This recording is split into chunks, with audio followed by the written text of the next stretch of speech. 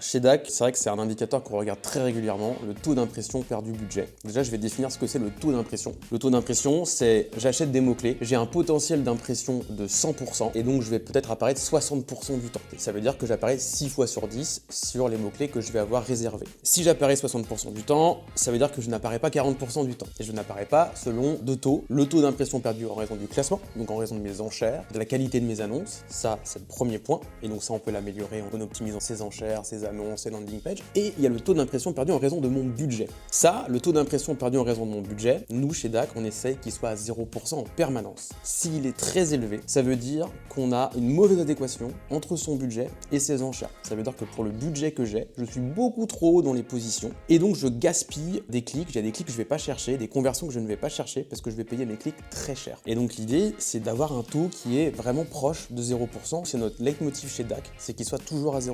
Je vais donner un exemple. On a un client qu'on a récupéré qui avait un taux d'impression à 75% perdu budget. Le compte lui a fait faire x3 en 1 heure d'optimisation, juste en baissant toutes ses positions. Au lieu de payer des clics de 2 €, il a payé peut-être plus que 70 centimes de mémoire. Et donc du coup, on a réussi à aspirer ce taux d'impression perdu budget vers de la performance.